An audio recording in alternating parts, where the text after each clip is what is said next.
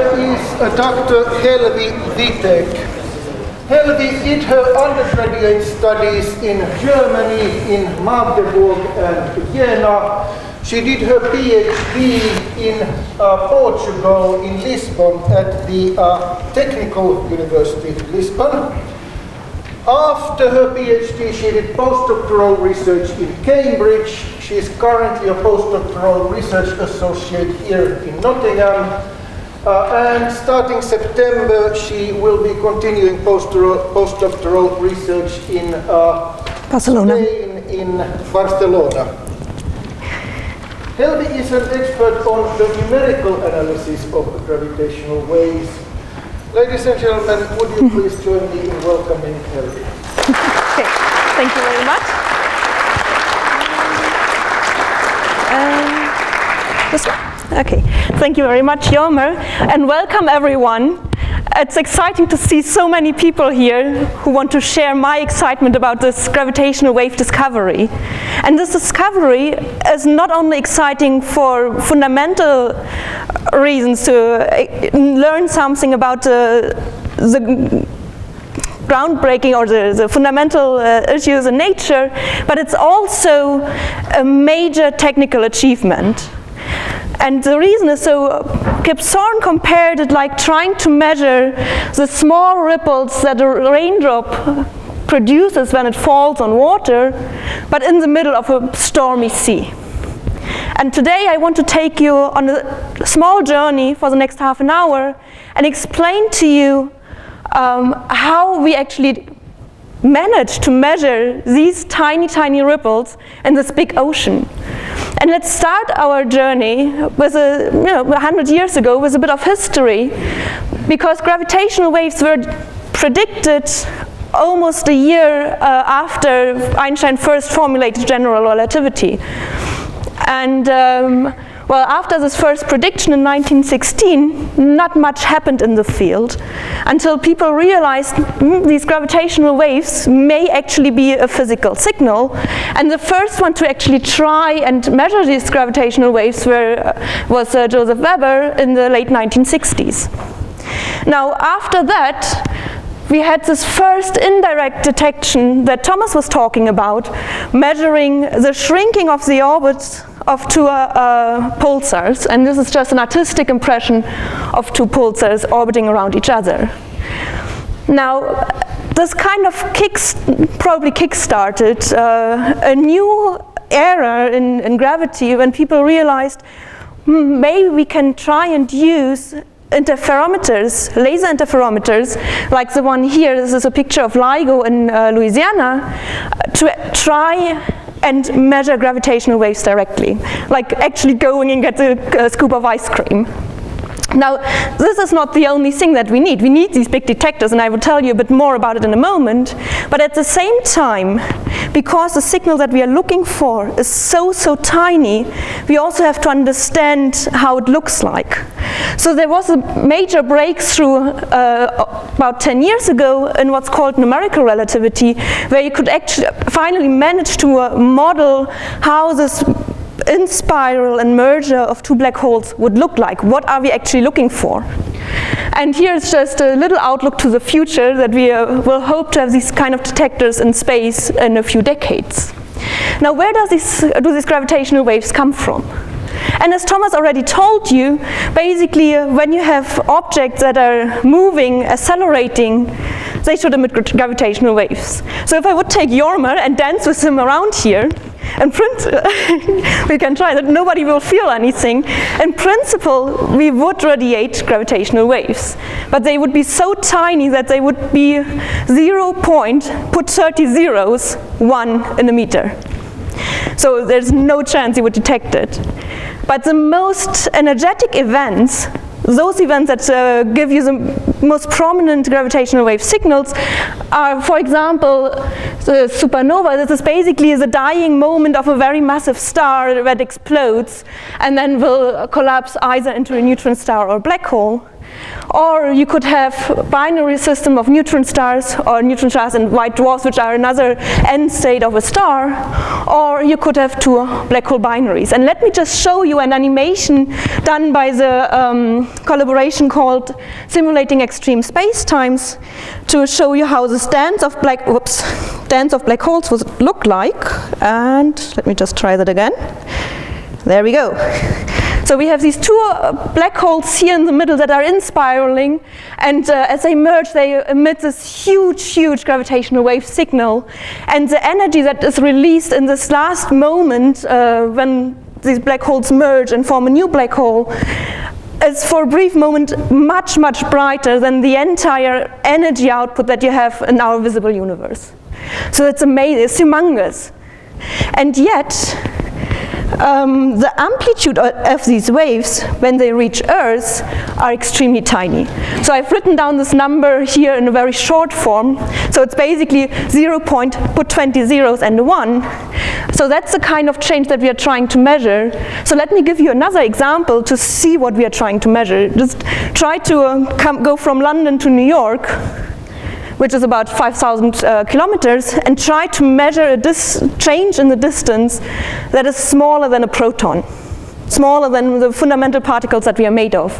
Or even if you take something bigger and say, okay, let's take the distance from our Earth to the Sun, which is about 150 million kilometers, we would still try to measure a change in distance that is smaller than the size of an atom. It's impressive. So how on earth did people manage to actually measure these gravitational waves? So how do we hunt for them? And I will, since the discovery was made by LIGO, I will focus on LIGO. Lisa will work on a similar process, but let's stick to LIGO for the moment. And you've heard LIGO probably in the news a lot of times, but what does it actually stand for? It stands for Laser Interferometer Gravitational Wave Observatory. So let's start to explain to you the principle how these detectors work bit by bit. So let's start with the laser interferometer. You all know more or less what interferometry is. So for example, if you throw a stone into water, you know it makes ripples, right? Now throw two stones and they both will make ripples. But what you will also see is kind of a pattern in the middle where you have parts that basically have a larger wave than a single of these ripples, and you have other areas where they basically destruct each other, annihilate each other, where you have no wave whatsoever.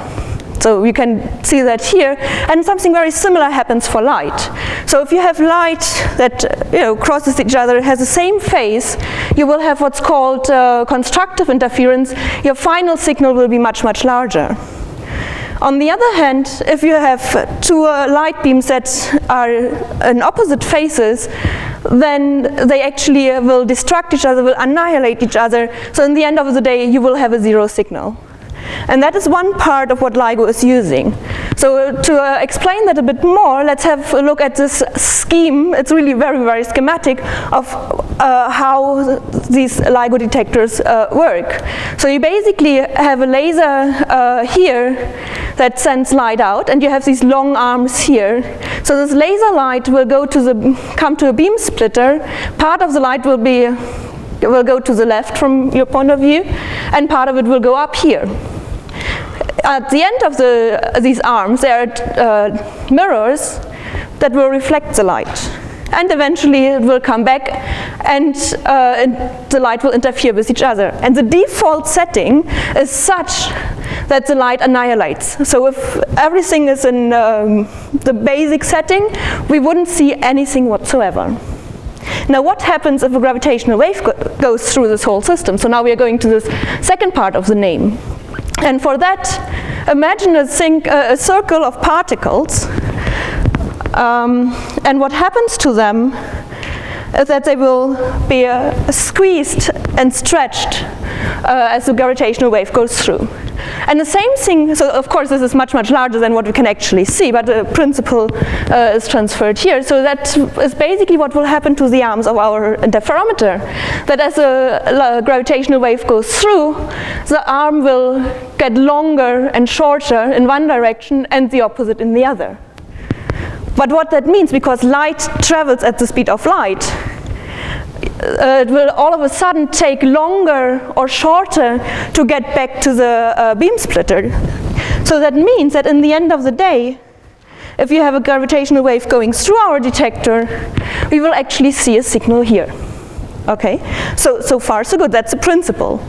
But now I've told you that the signal that we are trying to look for is basically a change in this length that's smaller than the size of an atom.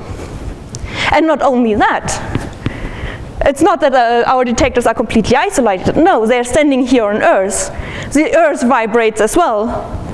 An earthquake is a big vibration, but even the waves on the so in the ocean, when the waves reach the shore, makes the Earth vibrate. A truck or a lorry that is driving past makes the Earth vibrate. So this is noise that the detector will pick up easier than any gravitational wave signal. And what's more, if you look at these lasers, and because the whole system is so sensitive, in the end of the day, even having the laser shooting at the mirror will kind of slightly, very, very tinily vibrate the mirror. Okay, so there's a lot of noise, and actually Thomas gave me a very nice example to explain to you how amazing this is. It's like I'm standing here talking to you, but now imagine all of you were starting to talk to each other. I would still talk, but you couldn't hear me anymore. So unless you know what you're looking for, you wouldn't know what I'm saying. Okay, so so I'm going to be a bit more technical now. How do we actually manage to measure, to hear these small vibrations? So this is a bit more technical scheme of LIGO, and I'm just focusing on the pictures down here. So the arms that I was showing you before are 4 kilometers long. And here you see these arms. And basically what we need to hear our gravitational wave signal is not just a very, very sensitive microphone. It has to be very huge, so 4 kilometers long, each of these arms. But it has to be also very, very quiet.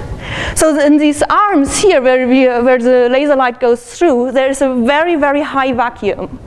It's basically 1 in a trillion the pressure that you have here at almost sea level, that the air pressure that we experience here in this room. And these arms, since they are so long, they're actually the second biggest vacuum chambers in the world. The next larger only being the Large Hadron Collider in CERN. So that is one thing. So extreme, very, very good vacuum. The other issue is we need a very, very powerful laser. And here's just a picture of the laser chamber. So basically what they start with is a laser that emits in the infrared. And they boost it to be as strong or so powerful, like 1,000,000 times of this laser pointer that I have here in my hand. But that's not enough yet. So they have a very, very smart system to even increase the power of the laser more, so that it's basically a 1,000,000,000 times the power of this laser pointer here. And they need that because the light that they send through these chambers has to remain in phase very accurately. Remember, we want to measure a change in this phase that's extremely tiny. And it also needs to be very coherent. So that's why we need a very, very powerful laser. And not to forget about the mirrors themselves. So first of all, they are, you cannot really see that here, but they are basically a set of 4 mirrors hanging in a pendulum system so that they can reduce the vibrations of the Earth, so that the one that hangs at the bottom hardly feels any vibrations that come from the Earth. But it also has to be extremely smooth. Because remember, every change in length that we measure could be misinterpreted as a signal. So basically this mirror is so smooth that it's, the roughness or the bulges that you may have are at most the size of an atom, if not smaller. And I have to say, I have two left hands if it comes to experiments, so I'm really in awe of the people who developed this system and actually made it work. So that's what's behind here. And nowadays, we actually have we are planning to have a whole network of detectors. So the gravitational wave detection that was announced 2 weeks ago was done by the two LIGO interferometers, so the one in Washington and Hanford, and the other one in Livingston, and here is what they look like from the outside. But we also have a small one in Germany, in Hanover, which is actually a collaboration between Germany and the UK. And this one is too small to detect anything, but that's where most of the technology was developed and tested. So it's quite important. Then we have the LIGO detector in Italy, which is upgraded at the moment, so it will join the network again this summer. In Japan, they are building a new detector underground in the Kamiokande mines, which is called Kagra. And only last week, the Indian government decided that they will, or decided on the site, for another LIGO detector based in India. So basically, once we have all these detectors up and running, we can not only measure the gravitational waves, but we could also tell where they are coming from. Okay? And I should not forget that it sounds already amazing, but what is behind this whole work is a collaboration of more than 1,000 people. And 1,000 people meaning those that are operating and developing the detectors, those that are doing the experiments, those that are actually also doing the modeling, what do we expect, what are we looking for, and those that analyze the data. And it's basically more than 80 universities and institutions all over the world. So it's a huge achievement. Okay, and I mean that's already amazing. But then, so last week they announced that I have to say for us that we are closer to the field, there was already this excitement, these rumors going around, they may have measured something. And last week they actually announced and said, we did it. We have measured gravitational waves. And let me just show you another animation, again by the SXX collaboration of the signal. So what actually happened? And there we go. So what we are seeing here are two black holes. Each of them has about 30 times the mass of the sun, and they are orbiting around each other in spiraling, and as you can see a little bit here, curving the space-time. At the same time, what you see at the bottom here is a gravitational wave signal that we would see in an ideal world. If we had a large signal, no noise whatsoever. So that's the numerical prediction of the signal.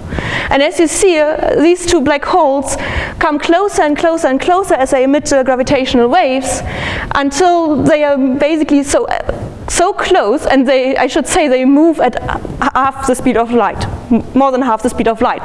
So that means 500 kilometers per second. And now they are very, very close to merger, and that's when they actually merge. So we are stopping the movie here for a brief moment, and now we have formed our final black hole and a huge, huge signal emitted in terms of gravitational waves. So that's what we're seeing here. This is a gravitational wave, the theoretical prediction of the wave that we've actually observed here on Earth. So, and let me have a look at the real data now. So I've told you we've seen how the waves should look theoretically, but that's actually what the detectors saw. So that's a 10-second time window around the real signal. So that should be hidden in the data somewhere here. And of course you don't see anything. But then very smart people did the data analysis, filtered out all the noises, because at the same time they have 1,000 channels just trying to measure what kind of other influences there are around. And after they filtered out all these noises, that's the signals that they saw. So in red we have a detector in Washington, here in blue is the one in Louisiana, and let's focus on this right picture or plot for a moment. So what we see, as I said, in blue is a signal after the filtering that the Louisiana detector saw, and the red curve is a second detector in Washington, shifted by 7 milliseconds because that's a different time of arrival in the detectors, and because they are oriented by 90 degrees to each other, they also had to invert the signal. But once you do that, you see that both measurements agree perfectly. It's amazing. And you can even, after the filtering, see the signal by eye. Remember what we've seen just before is this kind of in-spiral and a merger here. And what we have here in the second plot, let me just put the mouse on the side, is a comparison of the data with the numerical prediction. And again, fantastic agreement. So that's how we, by basically having the modeling and the data, we can infer what the final, or what the origin of this gravitational wave signal is. And here we have seen this kind of plot already in Thomas' talk. It's this kind of, so frequency versus time, kind of chirp signal. I'm not showing you the signal again, but it's something like, whoop, remember? So that's what we are showing here, and that's for the real signal. So what can we actually learn by looking at this data and comparing it with numerical relativity? And here, well, this is kind of a warrant, all the information that we've put out of it, but to make it a bit nicer for you, I'm showing you another simulation of two black holes in the background of the universe behind it. And I will tell you what we've observed while showing the animation. So what we've seen, what we now know where this gravitational wave came from, is two black holes. One of them is 29 times the mass of the sun. And remember, the mass of the sun is 2,000 billion kilograms. Right? So one of them is 29 times as heavy. The other one is 35 times as heavy, roughly. And what we've seen, the video will show again, what we see is that these two black holes are orbiting around each other, getting closer and closer as they emit gravitational waves, and I will be done very soon.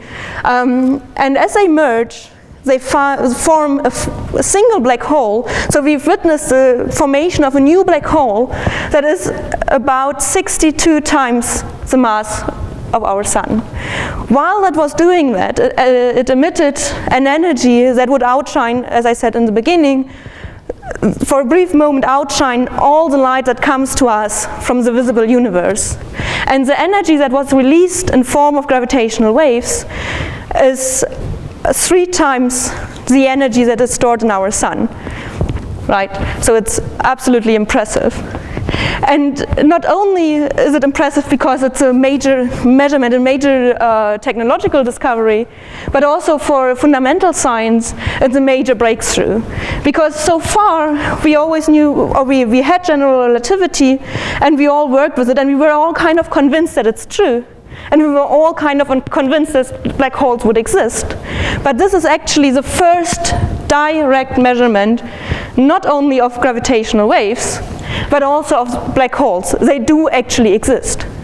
And they do actually merge, which is another prediction that we were kind of sure of, but not exactly. So we have now really direct evidence that that's happening. And the other thing is that the gravitational wave signal that we've measured agrees so well with what we predict from general relativity that it's a very, very, very strong support for the theory. So every new test that we come up with for general relativity still confirms it, which is kind of amazing.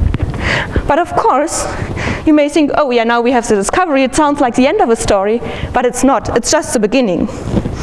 So now we've measured gravitational waves coming from a black hole binary where the black holes had a few tenths times the mass of the sun. And that's already an amazing discovery because so far our understanding was, yeah, if stars die and form black holes, these black holes would be a few times the mass of the sun, maybe 10 times the mass of the sun. But 30 is already on the edge where we have to rethink our models of how do stars evolve, how do black holes form. Right? And the other thing that it may help us answering is if we actually go and look at the whole spectrum. And what I'm saying here is a little bit like the optical spectrum, where you see, okay, we have telescopes where we see actually light that we can see. But then people started to discover observations in the radio spectrum and gamma rays, in X-rays, which are all just are all kind of the same phenomenon, electromagnetic waves, just that we cannot all see them. But gravitational waves are a completely different window to our universe. It's like having a new set of ears that we can use to listen into the mysteries that the universe holds for us. And part of the things that we hope to see in the future is where do the black holes that are in the center of galaxies, and it's my last slide, come from? How do they form? How does the universe actually evolve? Because we, of course, have models, but they are not working perfectly. They explain a lot of things, but not everything. And now we have actually something that we can test our predictions against. And these are just part of the things that we know, or we think we know we will discover.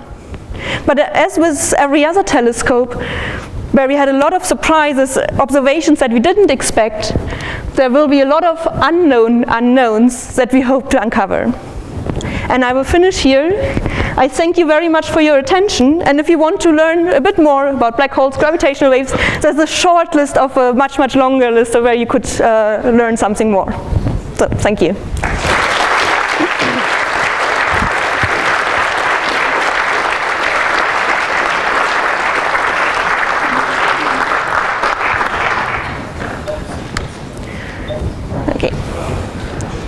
So Thomas, would you come back here and we can have a question and answer period, and you will need to decide what you will do about the microphone. I have a loud voice, I think everybody can hear me.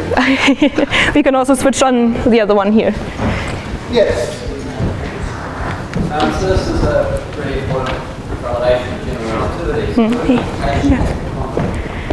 Gravity and the recent discovery of the raindrop, and it tends to unify. So I think I can take that question. So I told you that the gravitational field or the curvature of space-time is very strong near these black holes, but unfortunately it's not nearly as strong to actually invoke quantum effects.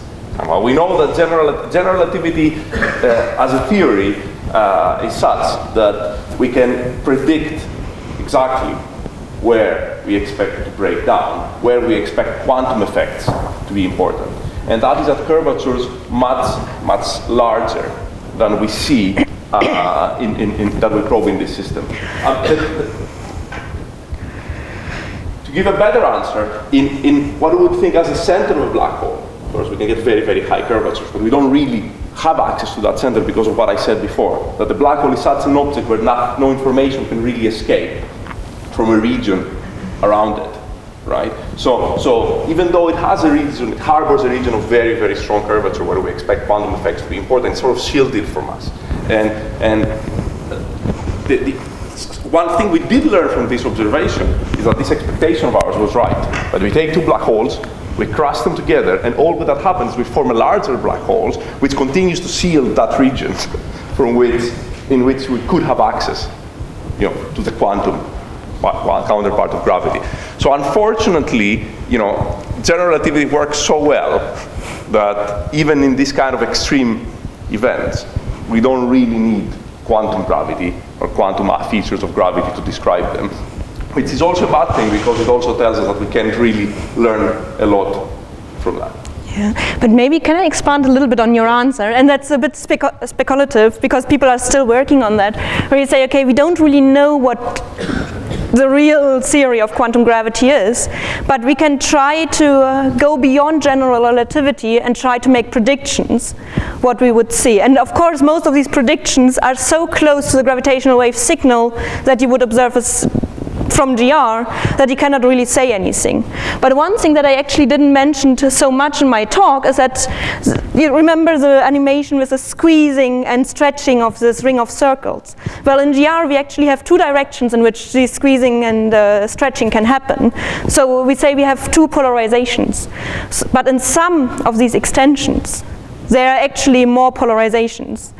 And once we have this big network of detectors, the hope would be a big maybe, we can see or infer these additional polarizations, which would be a hint for something that goes beyond GR. But of course, as I said, so it's very speculative, but it could be one hope to see more. Yes. I have two questions. One's theoretical, the other is experimental.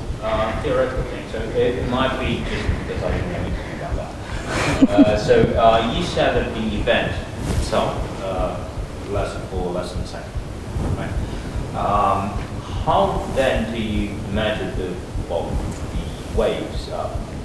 I'm assuming they last for a long time.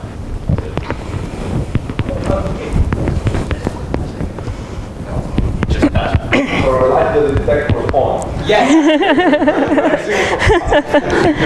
That's a short answer, but I guess the broader theme of your question is how did you actually infer from the time signal that we measured information about and I so Helvi described that to some extent. So obviously that's not a short signal that if you don't know that you actually expect that, you're not going to see it. Okay. And it's buried in so much noise, as Helvi explained, that you're not going to see it.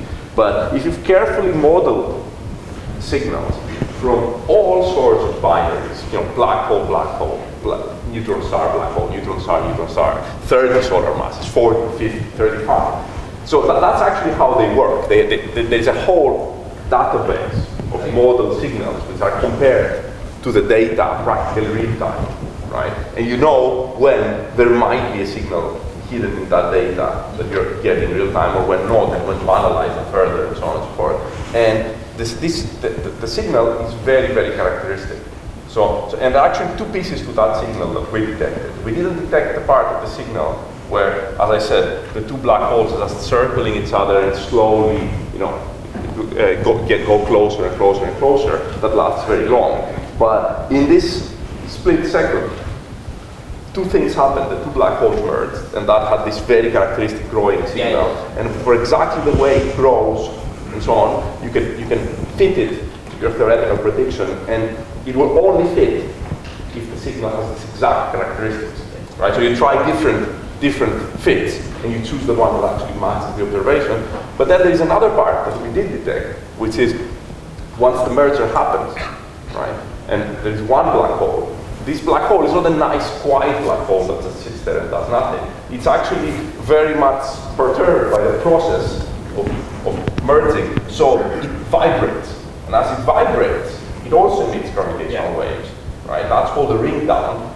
And it loses energy until it settles to a quiescent black hole. And we also measure that. And by very carefully modeling that signal as well, we can extract. So that's how we know that initially we had two black holes of about 30 solar masses, it's 29 and 35. And we also know that the final black hole did not have the combined mass, but it was 3 solar masses less massive, so we can know how much energy in total was lost, right? By very, very carefully modeling the signal and trying to fit it with our prediction. Okay. My second question is, well, you measured the effect on gravitational waves on the length of the source of the signal and where it reflects. Do you measure the effect of gravitational waves with the light itself? No, so basically maybe I was a bit too quick going through that, but let's go to this picture. And as I told you, so if no gravitational wave goes through here, there will be no signal here, because that's how the detectors are operated. But now, basically, when the gravitational wave signal goes through, one of the arms will be stretched, so it will be longer. The other one will be shorter. But because light travels at the speed of light, it's not going to be faster or slower than that. basically you can infer from the time that it takes the light to go from here to there and coming back, what distance it traveled, right? And that's what they're actually using. So because the speed of light is constant, they are basically, they can infer from the travel time of the light how long this part is and how long this part is. Well, yeah. Right? My question is, do you measure the actual, the photons are affected by gravitational waves, right? Mm-hmm. Yeah. But you basically try to measure this interference pattern that you get. Yeah. So basically what does change is a distance, but not the speed. Which means if you have a change in travel time, you can infer the change in the length. And that's what they are using. Yeah. Got the inverse of Doppler. Is there a question here? But I think he also had a question. Yes. Yeah, I'm having a really hard job formulating this question. I can quite easily envisage the generation of these waves by the orbiting very massive objects. Mm. But in principle, there could be occasions when you've got the two objects converging head-on a straight line, depending on the initial conditions. I would suppose they would also generate gravity. They do. But Dr. Witek was saying how they So orbiting objects got a speed of more than half light speed. Now, if they're coming head-on at more than half light speed, that's done at more than whole light speed between them relative to each other. Now, obviously, special relativity isn't going to let this happen. Does the creation of the gravitational waves by, to my lay mind, making more or less space in between the two than might have appeared from a distance, does that actually help preserve special relativity by saying they're not really converging at more than light speed? yeah, so in the end of the day, so the maximum light speed is even true in general relativity. And what basically happens if you have two objects colliding, so people have tried, at least mathematically, can we make black holes move larger than the speed of light? And it turns out that every time you take all effects into account, the piece that would bring you over the speed of light is actually radiated in the form of gravitational waves. Yeah. So, and yeah, so. But one also has to say that the way you pose your question is in disagreement with special relativity. So Einstein's special relativity says that you can just, if you have, if you have an object moving in this direction with 50 kilometers per hour, and in that direction with 50 kilometers per hour, and you don't relatively move with 100 kilometers per hour. Velocities, that's a Galilean perspective of the universe, which agrees very well with Newton's theory, actually. But in Einstein's special relativity theory, which is a theory that discusses the relative motion of objects that move at constant speeds, velocities are not additive. Actually, there is an extra factor that depends on the speed of light and tells you that you don't, that velocity do not actually add, and no matter how there is a different way to add velocities, and no matter how you add them, you can never exceed the speed of light, right? And because in Einstein's theory, the speed of light gravitational waves, to some extent, part of the mechanism that makes that work. In principle, they're not, because that is already there in special relativity, right? So it's not a gravitational effect per se. It would even hold true when I'm just comparing, when I'm just trying to compute relative velocities of objects that are moving towards each other without feeling any gravitational force. Yes. Often can we expect to observe? Okay, yeah, I will try to answer that because there are a lot of uncertainties in the answer to that question. And basically, what we use to do this estimate is to say, okay, in our own galaxy, and okay, let me start a bit further back even, because we cannot or could not so far detect black holes directly. So what we can see are neutron stars. So many of the estimates at first order are based on how many neutron star binaries inspired merger we would expect. And there you would have, I think if I remember correctly, within our own galaxy, 1 in 1,000 or 1 in 10,000 years. So that's not very much. But then LIGO can see out to a radius that has a 650 megaparsecs, which basically, if you draw a circle, because it looks or listens into all directions, includes a big number of galaxy clusters. So in the end of the day, what people estimate once, because LIGO is actually still upgraded, so they are still trying to improve the system. So in the end of the day, what they are expecting is about 40 events, neutron star events per year. Now, and based on that, of course, the rate for black holes is much, much more uncertain, because we don't really know for sure how they form, how many there are. And there are different estimates, some being very pessimistic, some being very optimistic. But to give you a ballpark, I would say maybe order of a few 10 to 100 per year. That's what they expect. But it's a very, very uncertain answer, because astrophysics that are behind that are still quite uncertain. So people try to make models, but of course we don't know them. We don't know they are true 100%. That would be the hope, because now of course we have one event, and you can try to infer from that how many more events we would expect. But of course that estimate improves as we are eventually seeing more and more. Yeah. Event is very poor statistics. Yeah, exactly. We had two questions actually. So my question was a technical question about, you mentioned about the mirrors. You mentioned that the surface shape could be less than an atom. I think that's what they're saying, yeah. So I tried to, because I'm not an experimentalist myself, so I tried to read what they have on their website and try to understand how they did it. I don't know how they did it, but that's what they claim. Basically, if you... It's straight, you know. Yeah, so basically what they're claiming is that, okay, so let's look at the mirrors from this side, and I hope you can see. So they are like a 40 kilometers heavy.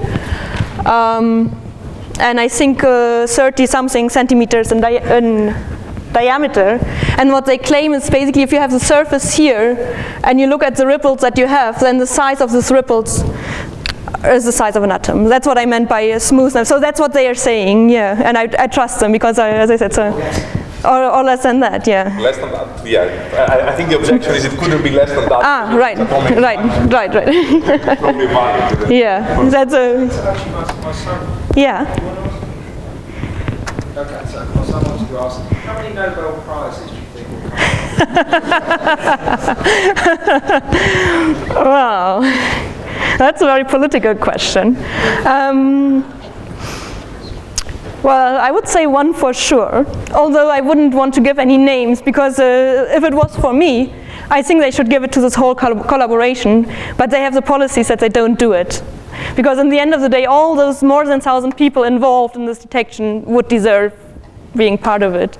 So, but there are at most 3 people. I'm not going to give any names right now, of course. I suppose the question was more about how many discoveries do you think there are worthy of a Nobel Prize? So it seems to be detection of gravitational wave, first ever observation of a black hole, first ever observation of a black hole. Right. 3 Nobel Prizes. Yeah. But unfortunately, so they can't give a Nobel Prize to Albert Einstein because he's already dead. We're actually predicting the existence of gravitational waves, right? Then there are people that conceive the methods of detection, you know, design the experiment, develop the experiments. So essentially there are 3 people who have a line of founders. It's, you know, each of them in one of these jobs I just mentioned. But then there are other people, for instance, you know, the person that also solved Einstein's equations for the first time and showed that it predicts the existence of a black hole, actually died in the First World War trenches. So he also cannot be given the Nobel Prize, and so on and so forth. So it's kind of a hard question. So let me try to answer it with an equally political answer, which is it's not important. The discovery itself, I think, is important, and the people that actually made this discovery are very, very much rewarded. You know, feel very much rewarded that they were the ones that made this discovery. And there might be Nobel Prizes in the future as well. because I think you were hinting on that, coming from gravitational wave detectors of other systems. One in the future might actually use gravitational waves, very much like the Taylor Nobel Prize, which was gravitational. It was a Nobel Prize that came out of the development of radio astronomy. People started observing the universe in radio waves, and that led to the discovery of pulsars, which led to the Taylor Nobel Prize. So something very similar happened. So that's unpredictable, nobody knows. I see a number of hands, first in the center of the auditorium, then back row, then here. So center of the room, please. This massive event released a huge amount of energy, enough to be at least detected. Is it predicted that that energy is detected only in gravitational waves or in other forms, and the detection is detected by LIGO is detected by distortion in space? Is there any distortion in time that happens? At least theoretically. Yeah, just take it and I will take a second part to the answer. This energy was released in gravitational waves. There is no expectation that it was released in other ways, other than gravitational waves. Sorry, what was the first part of your question? Yeah. Oh, well, I can maybe start with the first one, or what I think could be an answer to your question, and which is, you remember? Yeah. I remember what I wanted to say. So the point is, there is the energy in something, right? But so consider a very, very stiff spring, right? And you're trying to compress that string. If the stiffer the spring is, the more force you need to put in there to actually, displace it, to actually sort of deflect, right? So whether you observe something and what it is this thing that you observe doesn't really only depends on how much energy was released in gravitational waves, but what was the response of space-time in this? The space-time playing the role of the spring now. You're trying to, so this energy went into curving space-time and creating these ripples that we detected, right? And the whole problem is that space-time is very, very, very stiff. So it acts as a very, very, very stiff spring. So even though we gave it all this energy, right, this signal, the signal that actually reached us, is a very, very tiny displacement in length. So at space-time, what Helvi was describing is that I take 2 points, the passage of a gravitational wave is essentially, curving the space-time. So if I take a sheet of paper and I kind of curve it, and I'm trying to measure the distance between the 2 edges, it will actually shorten. It's something very similar to that, right? But because the space-time is very stiff, even though there was all this energy coming in, the displacement I'm trying to measure is very, very little. Right. Yeah. Okay, maybe I can give a second answer to the first part of your question. Did they measure anything else, or did they release energy in anything else? And what people were looking for were actually, do we have some visible or X-ray counterpart to that? Now, for black holes or black hole mergers, we wouldn't expect any, and indeed they haven't seen anything. But if you had, say, a neutron star and a black hole, or 2 neutron stars, because they are made out of matter, and when they merge, you would expect to see something in the X-ray channel as well. So basically what the collaboration has put up already is a network also with many other telescopes, and say, okay, when we see something, please check your data at that time or around that time and check whether you saw something. Now, of course, at the moment, because we only have 2 detectors, we are not entirely sure where the signal came from. We can infer on how long it traveled. There's 1.3 billion years. Basically, when we at Earth were still microcellular objects, that signal was emitted.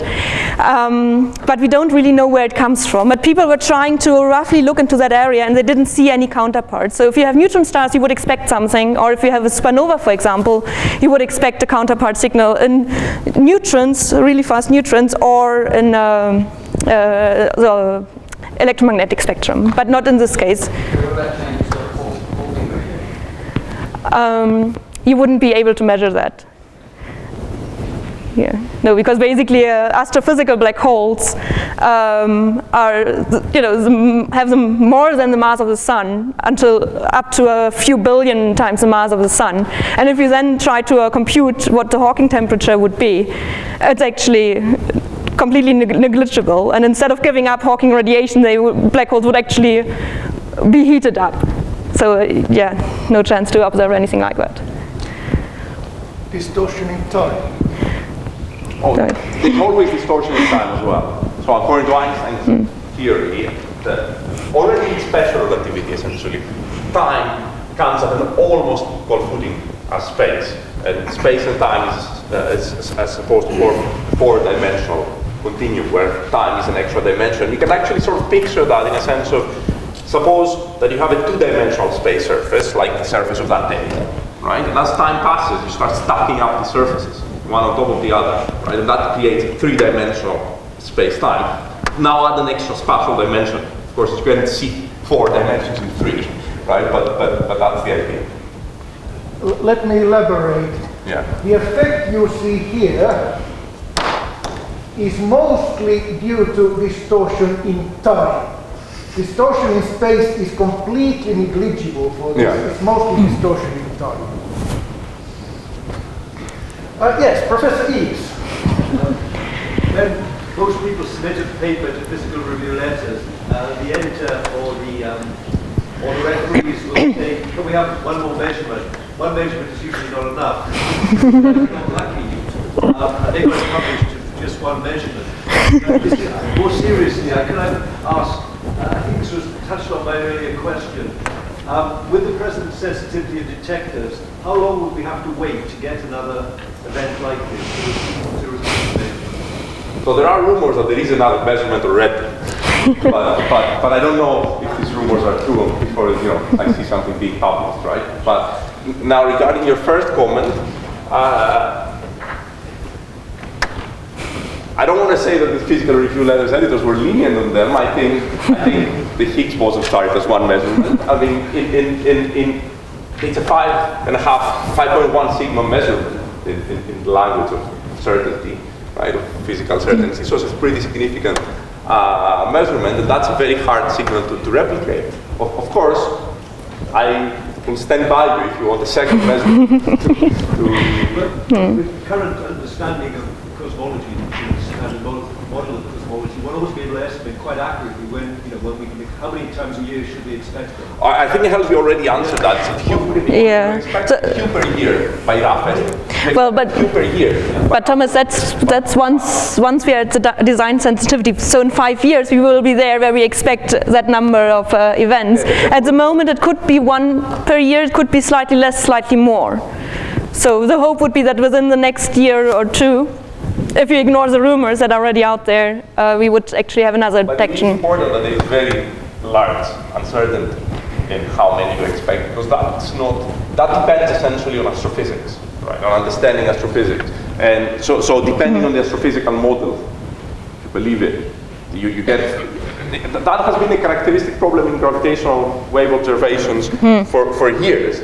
So people were expecting to have a detection a decade ago, exactly because they were over-optimistic about the astrophysics part of the signal, about how many events per year they expect. And that essentially meant, we'll run a detector to the first run for a year, and we should surely detect something because we expect a few tenths per year. And then they realized that this wasn't a realistic expectation because of the astrophysics. And that's why the initial runs of the detector, before the advanced LIGO. I think everyone was also not only very happy, but to answer something in the first part, which is that there is a signal. This signal was actually measured by two detectors, separate detectors, and that increases the importance of the signal. Yeah, but not only that, so I think people were actually quite surprised themselves to have such a good signal, that you, after the filtering, when you look at the waveform, or at the signal, you can actually put out or see the waveforms, and in both detectors. So it must have been quite close. In fact, the strain of the signal is just smaller than what the initial LIGO detectors could have observed. So it's an unexpectedly good signal as well. So people, before they switched on LIGO again last summer, were like, yeah, maybe within the next 2 or 3 years we hope to see something. I think everyone was just thunderstruck that you did. It's a good point to make a comment about the fact that we're not in any way involved in this detection. Yeah. We have no vested interest. We also no credit. We have a question here. I wanted to ask if these signals, if they, so I understand what you say, actually, if they decay and dampen over with distance, and if they do, where does this energy go to? So basically, so gravitational waves, as they travel through time, they will decrease as something like 1 over the distance. And basically what we see is, okay, because the signal was so far away, that what we see here on Earth, if it goes like 1 over the distance, is pretty small, right? Where does the energy go to? It's exactly the same like you throw a stone in a pond. Yeah. And essentially you have a signal that travels, and as it travels, it sort of spreads. Right. So effectively the energy depletes because you're actually going in larger and larger space. So as it goes, and it sort of, and this is also the fall-off in the signal because of the distance. Right. So it's not that the energy is lost; it actually travels. Usually have an analogy, like with the pond analogy, usually you'd say that the energy does some kind of work, and I wonder if there is like an equivalent here. Maybe I'm wrong. Yeah, but it kind of dissipates as well. So even if you take this pond energy and you have your stone thrown, you have these ripples. But as you look further in distance, they die out. They become smaller and smaller.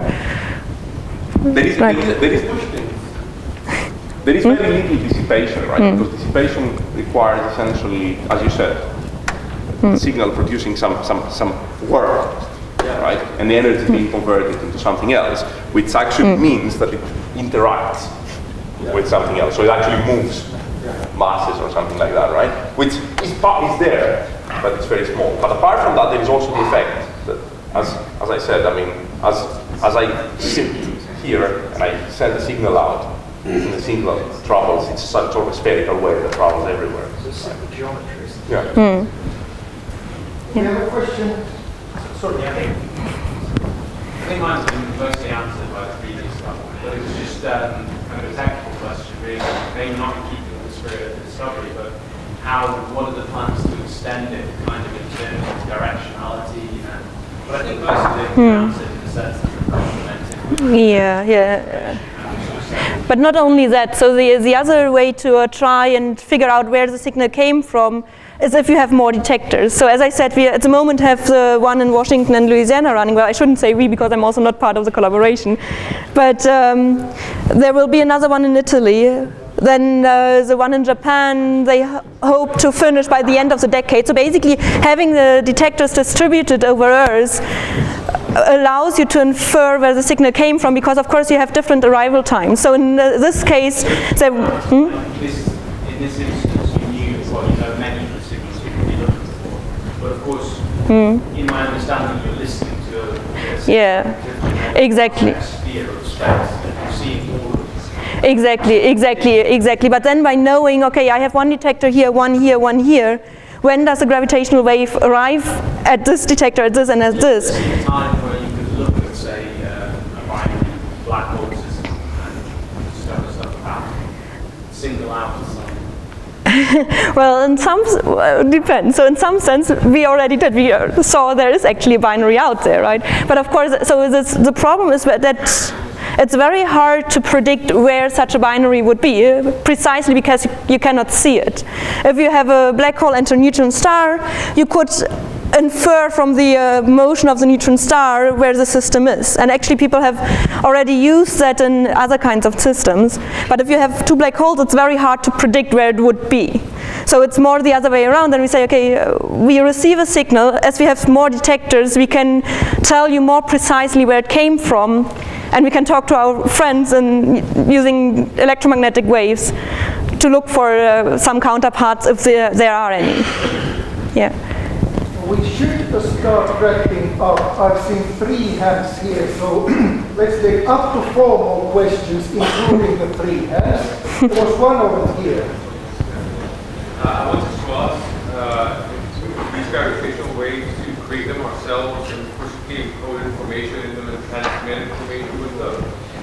That's a possibility at some point. It's extremely hard for us to create. So the question was if we can create gravitational waves ourselves, and if we could then use them to transmit information. And in principle, we can. In practice, it doesn't work, because when I move my hand like this, I create gravitational waves. The point is, they are completely undetectable to any detector we have built or to any detector that we will be able to build, right, in the future, at least if I'm not very near the detector when I'm doing it, right? But even then would be extremely... It would be... So even though in theory, every sort of moving and accelerating massive body predicts gravitational waves, and therefore we could actually, especially if we're designing the motion, we would know exactly what signal we're producing, right? It would be a very impractical way to send information with current time. We have a question here. Yes, well, final question. The 2 new ones have been built in Japan and India. Are they the same size, or are we not making them bigger? Why are we making them bigger? Okay, so the one in India will be like the LIGO detector, is 4 kilometers. So it's actually one of the, so I don't remember whether it was the one in Washington or in Louisiana who has actually 2 detectors in there, and one of them will be shipped to India. So it will be exactly the same design. I don't remember the one in Japan. I think it's 3 kilometers, but don't nail me down on the numbers. And the problem, or the reason why on Earth we are not building them longer, is that already at 4 kilometers length we have deviations due to the curvature of the Earth. So you know that Earth is a sphere, and on 4 kilometers I think the deviation is already something like 1 meter that you have to counteract by basically trying to even it out. There is a proposal though to make the arms longer, which is going out to space. And that is what is called, now it's evolved laser interferometer space antenna, so LISA, ELISA, if you've heard of that. So 3 years ago, 2013, ESA approved a space-like mission. They didn't decide on LISA yet, so that actually will hopefully happen next year. But the proposals are out there, and the idea is indeed to say, okay, let's put the spacecraft, the interferometer in space, and make the arms much longer. In fact, at the moment, so in December, they launched what's called LISA Pathfinder, which is a mission to test the technology. And as far as I can see, and I try to follow that, of course, is that everything they try to test with this LISA Pathfinder mission works at the moment. I just thought that the sphericality of the Earth only applies to the surface. Japanese are putting it on the ground. But still you have some, right, of course they will try that, but there you have another problem. So they are using old mines, and I have probably this length, and I'm also not sure how much being an earthquake active region plays a role there. So to be honest, I have no idea how they want to make it stable in the end. I'm curious to see. It's always an issue of value for money, right? It costs more to build it longer. How much more does it cost for you to reach sort of a maximum point where you can convince the government? But actually, so I'm just remembering one more point to be about the speculation. So there are actually ideas to what's called a third generation gravitational wave detector. It's called the Einstein telescope. there are, I think, proposals out there. People are still trying to assess, is it doable or not? And I think that's supposed to be underground and like 10 kilometers long. But that's, in very, very early stages. People are talking about it, but there's still a long, long way to go to make it an actual science proposal. And well, getting money is even more of an issue. Yeah. Second last question here, and after that the last question over here. Thanks. I would like to know how do you manage to predict the distance of the black holes from the Okay. No, I'm just at the point where I should read exactly that paper where they describe it very carefully. But roughly, and please correct me if I'm wrong, but roughly, remember we were saying, okay, the strain, so the amplitude of the gravitational wave, to first approximation, goes like something, so I think there's a g over c squared here. But then the important factor is the 1 over distance. And then there's something like velocity factor here. But basically, so to very first order, and I'm sure they made a much, much better prediction than that. But at least heuristically, it should be along those lines. But yeah, so it's one of the papers I still have on my desk because I haven't gone through all of them yet. Right. But then, so the other thing that we shouldn't forget, and that's what Thomas touched upon, is we also have the signal, right? And it looks like something like that, and we have this really big chirp that we play to us, and we have a decaying signal here that's very hard to measure. But basically, we so let's say that's our prediction. We compared our measured signal against that, and basically the prediction already tells us what are the components, and this very last bit here, which is basically the characteristic ringing of the final black hole. It's like having a bell in the church as you push it that has a very characteristic ringing that dies out. But something very similar is at the end here, and that depends only on the mass of your black hole that you have formed and how fast it is rotating. So there you can infer basically what the mass is. Okay. From the signal that you measure, is it possible to obtain the wavelength of these gravitational waves and their speeds, for example? Yeah, so again, mere numbers, but we have the fact sheet. I knew the warrant was good for something.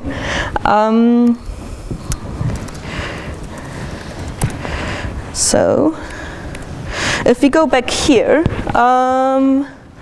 so basically, I have it here. So here you have the frequency at the peak of the wave. So basically at this part. And it's the direct measurable part, right? Yeah.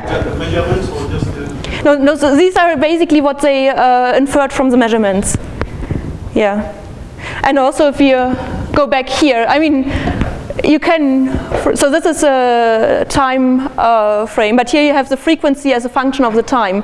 So you can infer what the frequency is at, and this basically is a part of the merger. So it's like about 100 to 200 hertz, yeah. Thank you very much for joining us tonight at this exciting